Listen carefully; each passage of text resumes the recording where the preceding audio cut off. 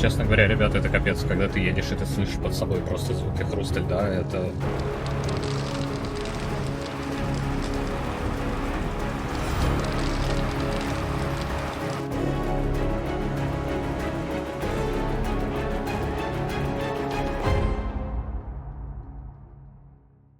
Знаете, я осознал, что в любой данной вам ситуации вы были всего в одном решении от совершенно другой жизни. Одна попытка, которая отделяла вас от опыта, который мог полностью преобразить вас. Одна неудача, благодаря которой вы могли прорваться. Байкал — одно из таких решений, одно из таких направлений, которое полностью меняет вас. Одно из тех мест, которое кажется невероятно далеким, но оно обращается к той части внутри вас, которая хочет проверить себя, которая хочет расти, которая хочет, чтобы ей бросили вызов.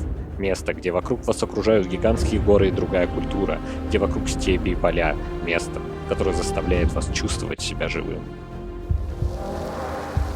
Но для того, чтобы это осознать, вам нужно понять, как я здесь оказался.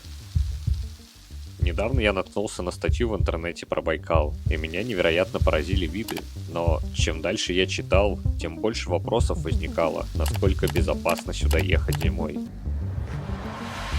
Мне было довольно сложно сказать «нет» приключениям, поэтому я полетел в Иркутск, чтобы подготовиться к поездке через ледяную переправу. Наша задача — доехать до самой северной точки острова Ольхон, мыс Хобой, напоминающий острый клык. Место, которое находится невероятно далеко и еще совсем недавно было абсолютно недосягаемо для всего мира. Итак, поход на остров Ольхон. Но уже в первый день я осознал, насколько сложные будут впереди испытания. С отсутствием дорог, невероятно холодной погодой и длительными маршрутами, когда ты буквально засыпаешь за рулем. В этот момент ты действительно понимаешь, что следующие дни будут не такими уж и простыми.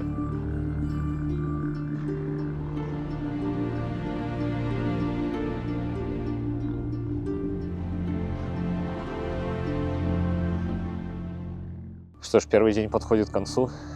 Фух, что будет дальше? Пока даже сложно представить дальше переправы через лед. Будет намного сложнее и интенсивнее. Что ж, проведя полностью первый день, осваиваясь и привыкая к автомобилю, пришло время для того, чтобы сойти с протаренной туристической дороги и начать наше длинное путешествие до пункта назначения.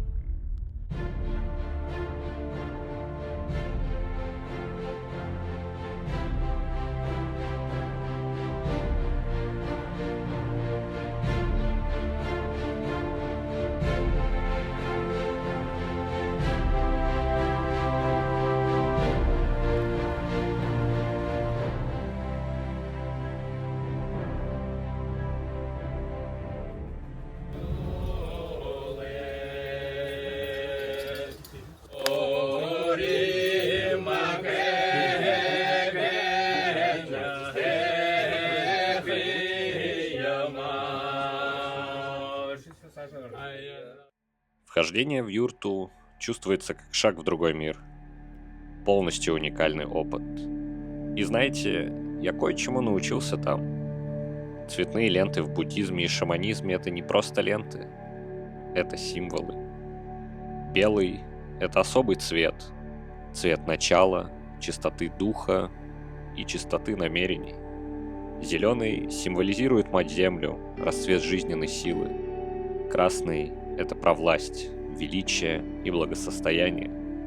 Желтый символизирует огонь и солнце, достаток и плодородие. Синий — это символ неба, спокойствия, гармонии и доброты. Путешествуя в это место, наблюдая за людьми и их приверженностью, их практикой, есть в этом мистицизм. И как здесь верят в силу цвета, так я верю в силу путешествий. Каждая поездка, каждый новый опыт омывают вас как волна, превращая вас в кого-то нового. Потому что это не просто про поездку в неизведанное место, это про частички вас, которые вы оставляете позади, и частички, которые вы получаете взамен.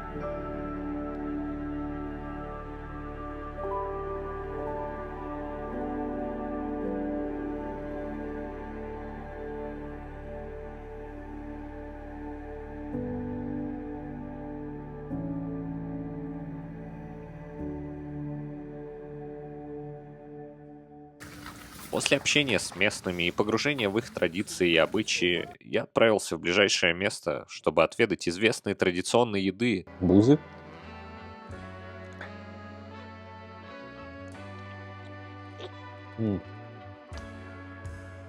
Бузы хороши.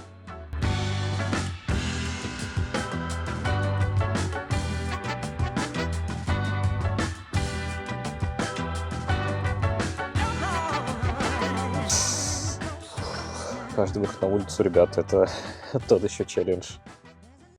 Вау, это был очень насыщенный день, но какой накал видео нас ждет с вами дальше? А пока не забывайте подписываться на канал, поставить лайк под этим видео и нажать на колокольчик, чтобы не пропустить новые видео. Приятного просмотра. А вот люди, когда проваливаются, как выбраться из-под льда? Никак. Вообще никак. Мужики могут, у них ножи всегда с собой, но то успеть надо нож достать ножами. А так вот парни недавно утонули, они даже документы успели выкинуть, но сами не выплыли. Там же температура-то. А вы когда последний раз ходили на лед? Ой. Ну, я в том году чуть-чуть прошла, и он как под вами треснул. А сколько вам лет было, когда первый раз провалились? Ой, я не помню, это ребенком была. А второй тоже, когда ребенком Да. совсем? Да. А как выбрались? А там народ был.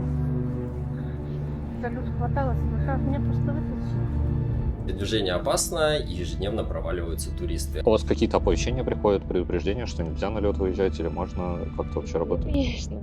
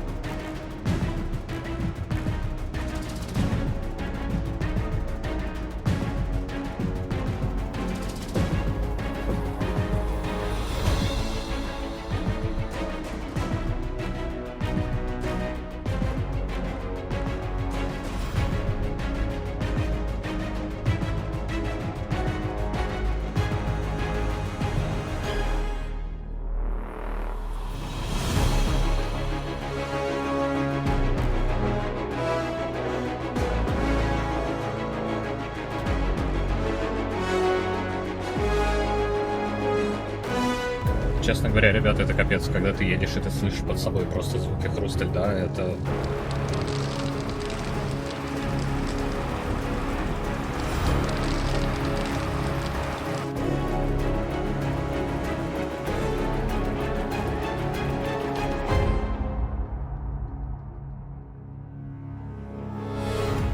Фух, ледяная переправа пройдена, но дальше больше испытаний.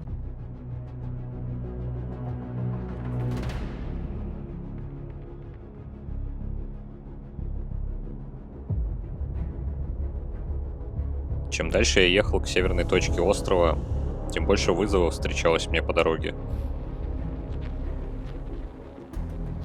С каждым днем это казалось все тяжелее и тяжелее. Дорога все хуже и хуже, и проходимость все ниже и ниже, и, к сожалению, на своей машине я уже не могу дальше проехать, потому что начинается волнообразная дорога, и разворачиваться точно не хочется. Сейчас подожду, может быть, проедет какая-нибудь машина.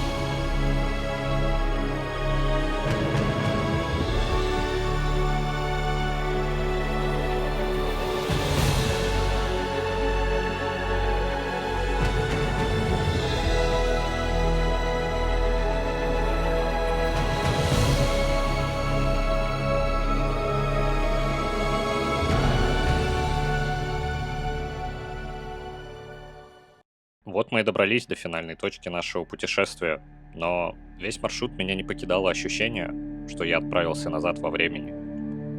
На пути я исследовал местную культуру, традиции и, конечно, делил стол с новыми друзьями.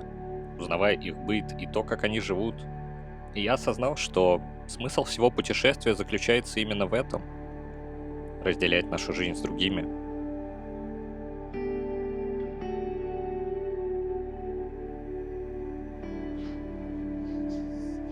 Вы знаете,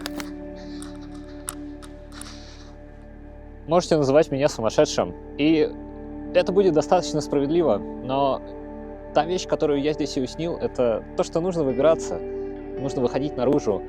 И это не обязательно покупка дорогого жилья или бронирование дорогих билетов. Вам не обязательно ехать через ледяную переправу. Нет, это не имеет никакой разницы. Ведь действительно то, что я уяснил, это... Вы должны понять, что у вас внутри. И следовать этому, несмотря ни на что. В любом случае, разберемся.